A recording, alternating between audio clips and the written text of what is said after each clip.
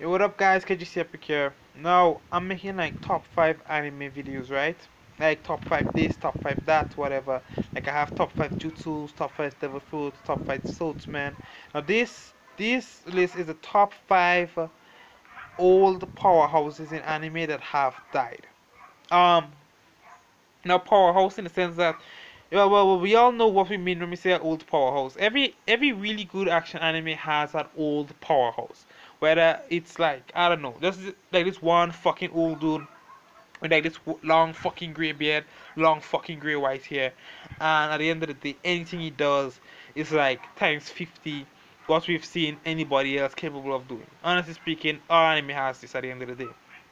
Alright, so number 5 on this list is Jiraiya. Jiraiya was obviously everybody knows Jiraiya, one of the legendary Sanins. Pervy Sage Jiraiya taught Naruto the summoning jutsu, he taught Naruto Rasengan. At the end of the day, he taught Naruto from being a fucking loser to a fucking somebody at the end of the day. And he died fighting Pain at the end of the day. And the only reason he died is because Pain caught him off guard with the resurrection stuff, because he was fighting three parts of pain for at first, and he killed the three parts of pain, and then the other three showed up, and that's how he ended up dying because they caught him off guard. But honestly, Jiraiya is also placed on this list as an old powerhouse because he's a Sanin that is above Jonin. Other villages don't even have Sanins. Only Kono have Sanin. And I think how they even got named Sanin, I think it was in a ninja war when they were I think it was the ninja war right before this one, or the ninja war before that one. They were fighting, I think, Hanzo the Salamander. And because Hanzo was so powerful and so poisonous, that Hanzo was able to kill everybody. And it was only Tsunade, Orochimaru, and Jiraiya that were left standing when the Leaf Village were fighting the Water Village at the end of the day. And he said that he was surprised that these three ninjas could completely keep the Kage at bay. He couldn't have done anything. Anytime he tried to poison them, I'm pretty sure Tsunade would have healed. Jiraiya is really OP in terms of like, his Sage or whatever. And of course, Orochimaru has a wide fucking arsenal of techniques because he's a dude that likes to research jutsus and make new jutsus and all this sort of shit at the end of the day. So yeah, I think it was Hanzo that named them Sanins because they were above that of Jonins at the end of the day. I think it was him that did that at the end of the day. I can't remember. I think I did remember watching a part in Naruto where it was Hanzo standing on top of Ibuse, and of course Jiraiya on top of Gamabunta, Tsunade on top of Tatsuya, and Orochimaru on top of what's the name of Orochimaru's fucking snake at the end of the day? Manda. Yeah, I think they were signing on top of their summonings, and he's the one that named them Sanins at the end of the day, right? Um, Number 4 on this list. Number 4 is Ichiru. Ichiru was the original gourmet president at the end of the day in Toriko. And he is a powerhouse because at the end of the day, he has this technique called minority wall. Alright, so let's say all of us obey the concept of gravity, right? That gravity moves at 9.8 meters per second squared, right? Alright, fine. Let's say there is an amoeba, a single cell organism, somewhere in the environment that does not obey the laws of gravity. And obviously, originally speaking, that amoeba, which is a single cell organism, is the minority in the environment that doesn't obey gravity. What minority wall does, it turns the minority into the majority and the majority into the minority. So if he uses minority wall, then that amoeba that doesn't obey gravity starts obeying gravity, and everybody else stops obeying gravity. And that is really really OP because I remember when he was fighting Midora, he used minority wall on Midora, and he chose to like target Midora's life, right? And simply because you see how we have dead skin cells. So the minority of Midora is dead. That would be his dead skin cells. That is the minor part of your body that is dead, right? And the majority of your body is alive. He flipped it at the end of the day.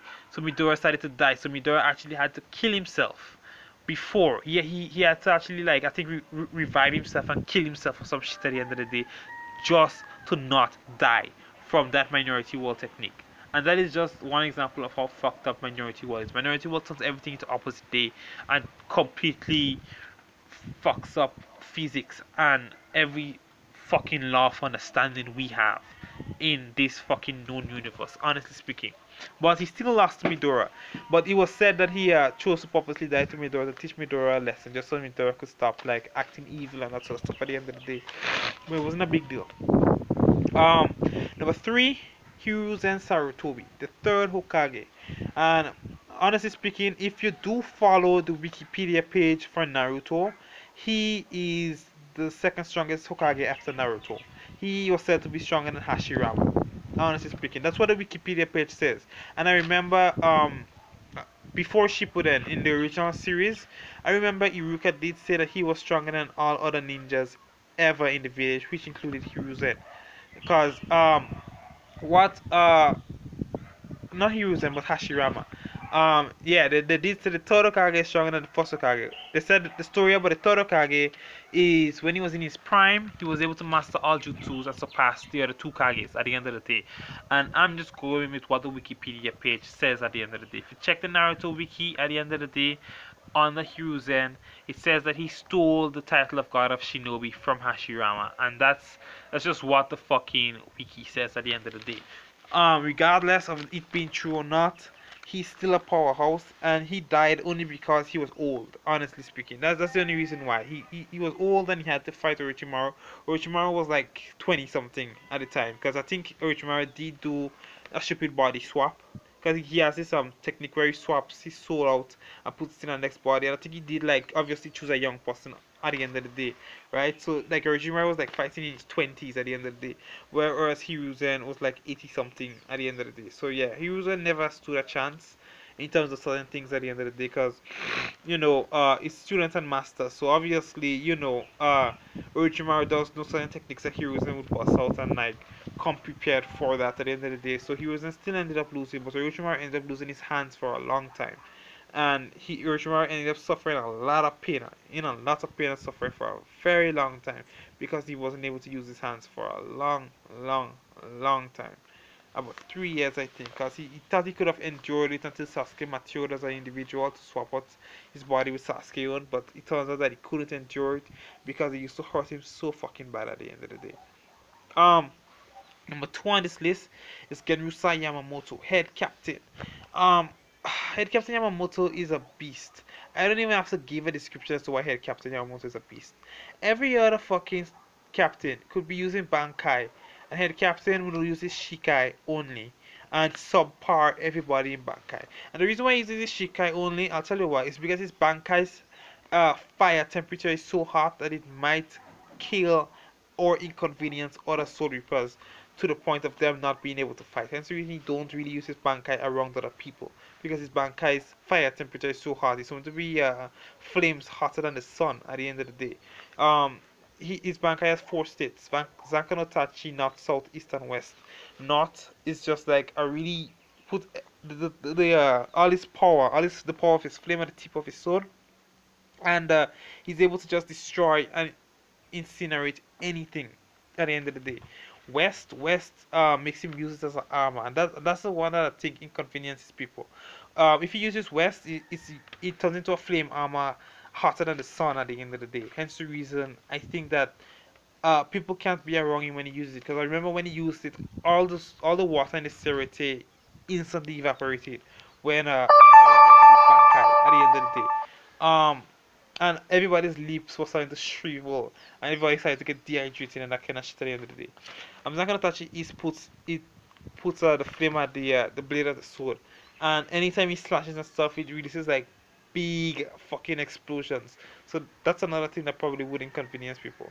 And Salt is my fucking favorite. Salt resurrects dead allies, enemies, or whatever the fuck you are. He resurrects you as fire elemented zombies. That is just really fucking cool. Now, number one on my list goes to Whitebeard. Honestly speaking, Whitebeard deserves that fucking number one title. It took like 100 cannon shots, um, like 700 or something sword wounds, like 2,000 or something gunshots just to kill fucking Whitebeard. Plus, he fought the fucking admirals, and honestly speaking, he fucked up Akeno. If Akeno didn't fucking like probably block with Haki and that sort of stuff, he would have gotten fucked up. He took a direct hit from Whitebeard and he almost died, honestly speaking. He fell like in a fucking crater at the end of the day. But he was still able to fucking kill Ace. So Kano still came out the victor in that fucking fight at the end of the day. But it's only because Whitebread was old. If Whitebread was younger, I'm pretty sure they would have lost. And also, it was because for like the first half of the fight, Marco was using had sea stone handcuffs on him, so he wasn't able to fight because he had those stupid sea stone handcuffs. But honestly speaking, other than that, um, it was a really good fight, and it was 1,000 versus 100,000. And honestly speaking, that fight was badass as fuck. Wildbed deserves his fucking spot as number one best fucking like old powerhouse in anime to have died. Be sure to like and subscribe. Check out my other videos. I have anime videos, I have gaming videos, I have vlogs, I have reaction videos, I have challenges, I have a whole bunch of videos. I have 200 something videos at the end of the day. Like after I post up this batch of videos, I should have like almost 250 videos. So check out my videos, and as usual, stay awesome people. Be sure to subscribe. Be sure to check out everything. Check out my Twitter. That's twitter.com/KGCEpic. Check out all that shit. And let's continue being awesome people.